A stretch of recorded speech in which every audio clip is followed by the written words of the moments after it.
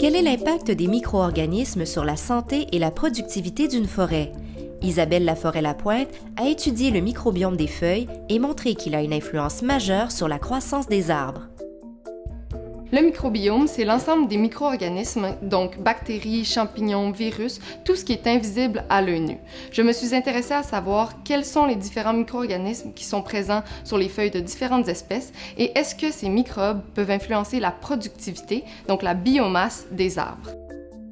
Le dispositif expérimental que j'ai étudié se trouve à Sainte-Anne-de-Bellevue. C'est un dispositif qui a été installé par des chercheurs Christian Messier et Alain Paquette de l'UQAM en 2009. Ils ont planté plus de 12 000 arbres dans différentes combinaisons pour tester la productivité de monoculture et de différentes combinaisons d'espèces, jusqu'à 12 espèces ensemble. Nous avons échantillonné l'ensemble de l'expérience et nous avons regardé le microbiome sur les monocultures, donc une seule espèce, jusque dans les polycultures, pour voir est-ce qu'on avait une différence de qui est présent, mais aussi de la diversité de micro-organismes. Pour évaluer la biodiversité du microbiome, on utilise des outils de génomique pour aller prélever l'ADN des bactéries ou des champignons ou des virus et ensuite mesurer la diversité de ces micro-organismes. Et ce que nous avons trouvé, c'est que le microbiome dans les monocultures est à plus faible diversité, donc des organismes moins différents les uns des autres, que dans les combinaisons de 12 espèces d'arbres.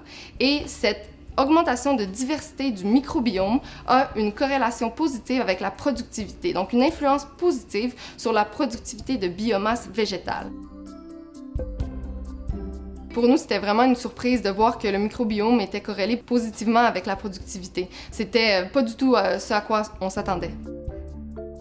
Notre hypothèse est que les organismes plus diversifiés du microbiome protègent les arbres de colonisation de pathogènes foliaires et donc permettent à l'arbre de rester plus en santé. Ça peut avoir des retombées précieuses pour des domaines comme l'agriculture et la sylviculture. Souvent, nos champs ou nos plantations vont être composés d'une seule espèce et notre étude démontre que cette utilisation d'une seule espèce en plantation a un effet négatif sur le microbiome qui se retrouve moins diversifié et donc l'hôte, la plante, se retrouve plus sujette à être colonisée par des pathogènes.